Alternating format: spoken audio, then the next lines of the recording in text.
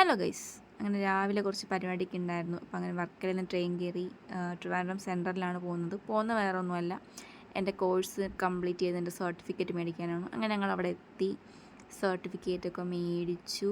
അത് കഴിഞ്ഞു. രാവിലെ ഒന്നും കഴിച്ചിട്ടില്ലായിരുന്നു. 2 ദോശയൊക്കെ കഴിച്ചിട്ട് നേരെ പോയി നമ്മൾ സോയിലാണ്. പണ്ട് 1ാം ക്ലാസ്സിലോ 2ാം ക്ലാസ്സിലോ അവിടെ പോയൊരു ഓർമ്മ മാത്രമേ എനിക്കുള്ളൂ.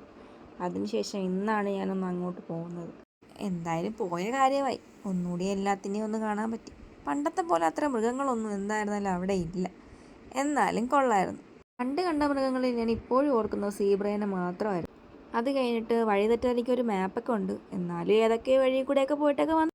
അത് കണ്ടോ, അതൊരു ഇന്നലെ പറ്റൊരു മാൻകുഞ്ഞ്, ഇച്ചിരി പോലെയേ ഉള്ളൂ, അതിന് നടക്കാൻ പോലും വയ്യ. വെക്കേഷൻ കഴിഞ്ഞുകൊണ്ട് തന്നെ വലിയ തിരക്കൊന്നുമില്ലായിരുന്നു. പെർ ഹെഡ് കോസ്റ്റ് വരുന്നത് 40 റുപ്പീസാണ്. പിന്നെ കുറേ ലിമിറ്റേഷൻസും കാര്യങ്ങളുണ്ട്. നമുക്ക് സ്നാക്സോ പ്ലാസ്റ്റിക്കോ ഫുഡ് ഐറ്റംസോ വാട്ടർ ബോട്ടിലോ ഒന്നും നമുക്ക് അകത്ത് അലൗഡ് അല്ല.